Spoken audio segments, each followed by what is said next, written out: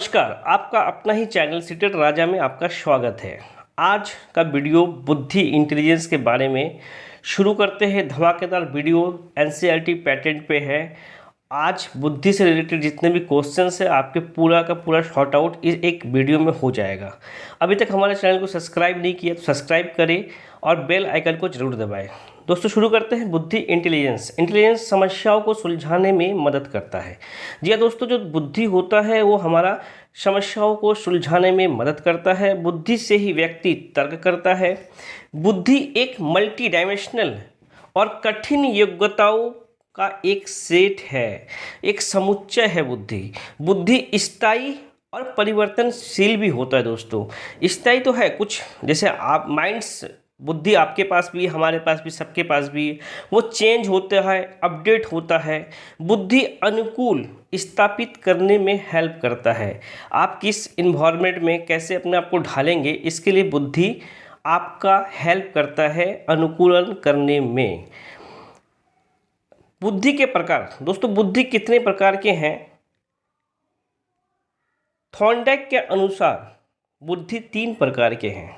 Thorndike महाशय ने बुद्धि को 3 भागों में बांटा है। मूर्त बुद्धि से अभिप्राय जो चीज़ें हमारे सामने है।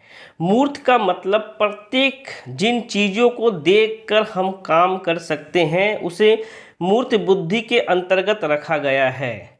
जैसे कि देख रहे हैं यहाँ पे कार मैकेनिक है, कार को ठीक कर रहा है, सामने इनको देख के कोई कारीगर कोई काम को कर रहा है। कोई मूर्त चीज़ों को देख के कोई काम करता है तो उसे हम मूर्त बुद्धि का संज्ञा देते हैं। अमूर्त बुद्धि ये है जस्ट इसका ऑपोजिट, मूर्त का ऑपोजिट। जो बुद्धि सामने हमें दिखाई नहीं देता है, जो हमें सामने दिखाई नहीं देता है वो अमूर्त चीज़ों में, जैसे कि कभी डॉक्टर है किसी चीज़ का ऑपरेशन कर रहा है, कोई आर्टिस्ट कोई चित्रकार है कोई पेंटिंग बना रहा होता है, वो इमेजिंग करके अपना अमूर्त बुद्धि का यूज़ करता है। तीसरा बुद्धि सामाजिक बुद्धि, सोशल इंटेलिजेंस। जो समाज सेवी होते हैं, समाज के लिए कार्य करते हैं, उन्हें हम सामाजिक बुद्धि के अंतर्गत रखते हैं। जैसे कि नेता, व्यवसायी, समाज सेवी, टीचर्स सामाजिक बुद्धि का एक उदाहरण है। आप नेता को देखते होंगे जब चुनाव आता है कितना बहला फुसला के मीठी मीठी बातें करते हैं। व्यवसायी कितना अच्छा डील करते हैं, ये लीजिए, ये आपके लिए ऑफर है, ये चीज़ें है, वो है। समाज सेवी, समाज को लेके चलने वाला। टीचर्स भी एक सोशल इंटेलिजेंस का ही पार्ट है। 1916 में टर्मन के द्वारा बुद्धि लब्धि को संशोधित सूत्र दिया गया था, मेंटल एज एंड मानसिक आयु अपॉन वास्तविक आयु गुना 100। ये टर्मन द्वारा एक संशोधित आईक्यू लेवल निकालने के लिए दिया गया है। यहाँ पे एग्जाम से बहुत सारे क्वेश्चंस आते हैं। कभी आपको मानसिक आयु दे दिया जाएगा बटे वास्तविक आयु इंटू 100, चाहे कभी कभी वास्तविक आयु दे दिया जाएगा, आपको उसे निकालना है। तो पहले आप सबसे ऊपर में मेंटल एज MA को याद रखेंगे। MA का मतलब M for mental, M for मानसिक, M for mental, M for मानसिक। मानसिक आयु ऊपर में होगा, नीचे वास्तविक आयु इंटू 100। आगे दोस्तों बढ़ते हैं बुद्धि के बारे में। बुद्धि के आईक्यू लेवल के हिसाब से, आईक्यू लेवल जिनका 25 से कम है उन्हें हम जड़ बुद्धि, 25 से 49 तक को मूढ़ बुद्धि, 50 से 69 तक को मूर्ख बुद्धि, 70 से 79 को मंद बुद्धि, 80 से 89 वाले को समान बुद्धि से थोड़ा सा नीचे, 90 से 109 तक को समान बुद्धि वाले मानते हैं हम लोग, 110 से 119 तक को समान बुद्धि से थोड़ा सा ऊपर, 120 से 129 तक तीव्र बुद्धि वाले लोगों को हम लोग मानते हैं, 130 से 139 प्रखर बुद्धि वाले को हम लोग मानते हैं। और दोस्तों जो वेरी इंपॉर्टेंट है, इनसे आपको सवाल भी काफ़ी सीटेड में रिपीटेड है, 140 से अधिक हम प्रतिभाशाली गिफ्टेड चाइल्ड को मानते हैं। गिफ्टेड चाइल्ड वो है क्या, उनके बारे में थोड़ा सा देखते हैं। गिफ्टेड चाइल्ड जो अपना डिसीजन, जो अपना निर्णय में स्वतंत्र होता है, डिसीजन इंडिपेंडेंट होते हो, वो आत्म क्षमता उनका हाई, काफ़ी कॉन्फिडेंस से भरा होता है, क्रिएटिव आइडिया उनके पास होते हैं, इनके अंदर क्यूरियोसिटी होती है किसी चीज़ को जानने का, करने का, इन्हें ऐसे सपोर्ट की ज़रूरत होता है जो कि स्कूलों में नहीं मिल पाता है, क्योंकि इनका एक्टिविटीज़ काफ़ी हाई होता है, इनका सोच काफ़ी एक्टिविटी होता है जो स्कूल में उनका भरण पोषण उस चीज़ों का नहीं होता, इसलिए उनको अलग से एक सपोर्ट चाहिए। इनका मेंटल प्रोसेस हाई क्यूरियोसिटी का होता है दोस्तों। अब बुद्धि के सिद्धांत देखते किसने क्या क्या दिया है। बुद्धि के सिद्धांत, एक कारक सिद्धांत के प्रतिपादक बिने ने किया था। इन्होंने बताया कि सभी बुद्धि एक ही प्रकार की बुद्धि होती है। जी हाँ, याद रखेंगे, एक कारक बिने, एक कारक किसने दिया? बिने ने। द्विकारक सिद्धांत स्पेनमैन के द्वारा दिया गया। उनका कहना है कि बुद्धि दो तरह के होते हैं, एक सामान्य बुद्धि और एक विशिष्ट बुद्धि। समान बुद्धि इन द सेंस हर व्यक्ति में समान बुद्धि जन्मजात होता है। जैसे कि आप देख रहे हैं कि बगल में काफ़ी एक्टर्स हैं, उनके अंदर जो एक्टर का जो गुण है वो जन्मजात है, वो उनको वंशानुक्रम माने उनके अंदर, इनके ब्लड में, इनके डीएनए में ये गुण था। विशिष्ट बुद्धि, ये जो हम अपने इन्वायरमेंट से अर्जित करते हैं। जैसे कि आप कहीं गए, कोई चीज़ देखे, वो आप सीख गए, स्पेशल बुद्धि उसे कहते हैं। द्विकारक किसने दिया? स्पेनमैन ने दिया। एक तीसरा है समूह कारक, ग्रुप फैक्टर। इसके प्रतिपादन थर्स्टन द्वारा किया गया। इस सिद्धांत के अनुसार बुद्धि कई प्रकार की योग्यताओं का मिश्रण है, योग्यताओं का समुच्चय है, उनका कहना है।